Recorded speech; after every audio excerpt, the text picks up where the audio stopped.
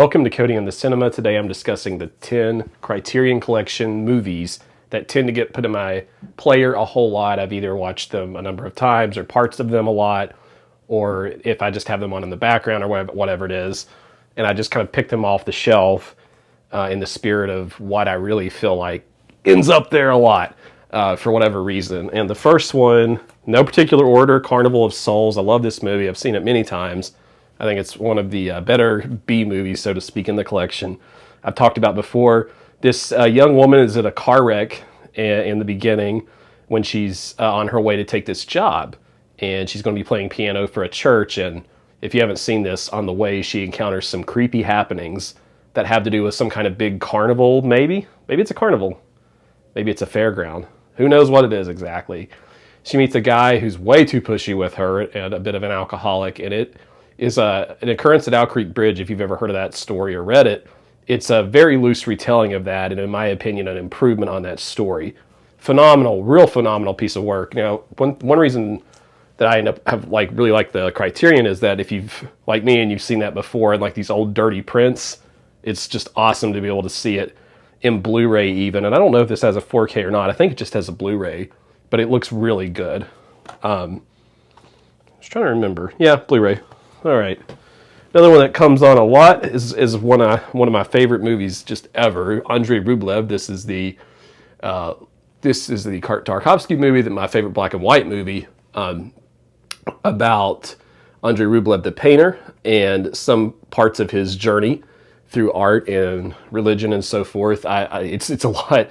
I remember like thinking the first time I put it in, I was like, how interesting can this movie actually be?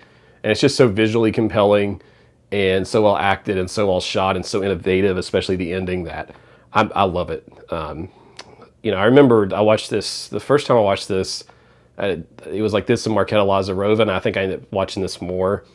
They're kind of sort of similar films. The very last line on here, on the back, to kind of give you another idea, is that it's one of his most revered films, an arresting mediation on art, faith, and endurance. And it's a beautiful film. So it's one of those that I don't necessarily always like fully tune into every time, but I like just like having it on sometimes if I'm doing something else. And it's such a beautiful, stunning piece of work. Another one I put on a lot, 310 to Yuma. My dad likes Westerns, so I've watched this with him before. I think this has long been one of the underrated Westerns. I talk about it on the channel quite a bit. This cattle rancher, Van Heflin, gets caught up in the middle of something with Glenn Ford, and he kind of has to watch over him to see if he can actually go to prison on the 310 to Yuma. Almost like a buddy comedy at times, buddy Western. It's not really a comedy though, is it? It's kind of dark, sort of disturbing. Some real interesting psychologically driven scenes in there. Pretty movie, 310 to Yuma. And along those lines, my Stagecoach. This actually is probably the one that's been in the most of all of mine, because it's been in many a DVD player, PlayStation 4. Probably been on a 4K player. Like this thing I've played this so many times. This was the film that really launched John Ford and John Wayne, both. I mean, in the Western in general, it's a very important film about a group of people who end up working together to ride a stagecoach safely. And incredible stunt work in this movie, a terrific performance from John Wayne, and he's a little bit less Duke-esque in this one. I remember Roger Ebert talked about how you might be tempted to think that this thing's really outdated and it has just this like horrible view of people from different cultures and so forth. But Ebert's view is that this was remarkably civilized or even progressive in terms of a Western. I kind of tend to think it has its heart in the right place, and I really like it, but you'll have to let me know what you all think about Stagecoach, because some people are really turned off to that, but I've always loved the film. I've always thought it was very entertaining, very well made. Love John Carradine in it. Another one, I haven't actually put this one on in like a couple of years, but I remember there was a time where I watched this like over and over and was really enjoying Videodrome, and I'm kind of, part of the reason I did this movie or this video was for me, so I could go back and see what movies did I love in the past that I haven't picked up in a long time, but I have watched this quite a bit. This is a really sleazy, awesome, dirty horror movie. Who directed this? Cronenberg? Yeah. So James Woods, who's perfect for this, by the way, because this is like just as James Woods as it gets. He plays this like sleazy cable TV show host, and he thinks he's found some kind of like really violent, over the top video that he can use, and he gets absorbed into the world of this video without spoiling if you haven't seen it. And it features some incredible special effects. I like how much ambiguity there is. Some people don't. So if you really don't like ambiguous films, you won't really like this one. But I think it's a phenomenal achievement in horror history, particularly in the effects department. Another one that I put on a lot.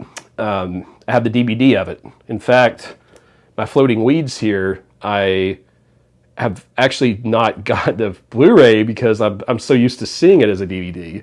It's kind of a strange way of looking at it, I guess, but I really like my Floating Weeds copy. I've only seen the story of Floating Weeds once, which is also great. But the one in color here, the older one, or the newer one, is such a tender, special story about a small town troupe, and it's been a while since I've seen this.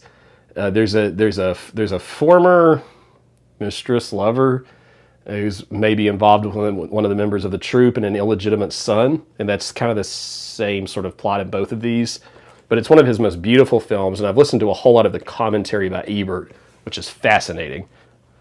Roger Ebert really had such a respect for Ozu like I do, and I really love it around summer. So I've put it on in the past, like May, June, sometime around there, and I think it works well for that. So probably about time to give that a watch. Y'all have to let me know if you have the Blu-ray of it, because I just don't have it yet. Another one that ends up in there every winter at some point, especially if there's snow, is Mabe Mrs Miller, my Robert Altman film of choice.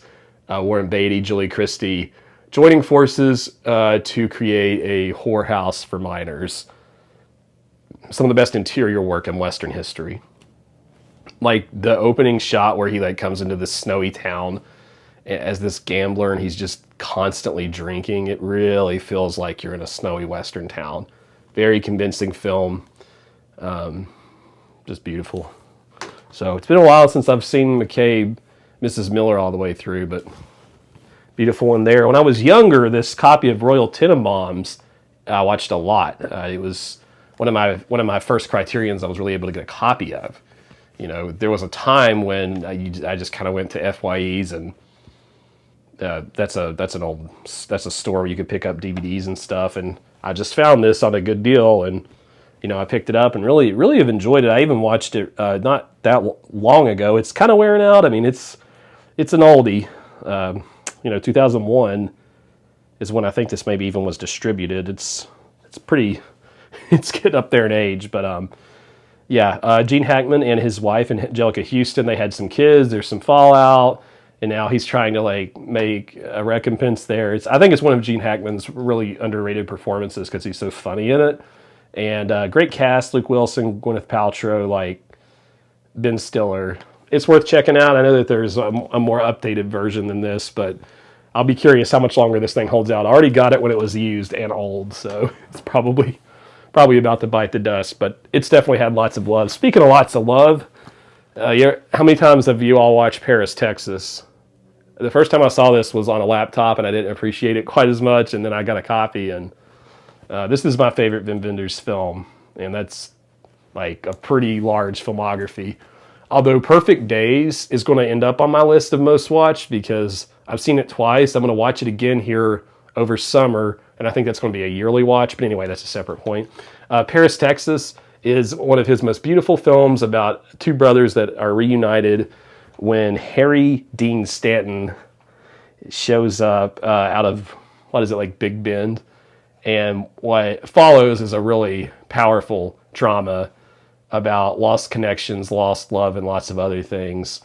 And some childhood trauma in there. There's a scene where they're watching home movies together that, it has the tenderness of Ozu, of an Ozu film, and Wenders being such an Ozu fan.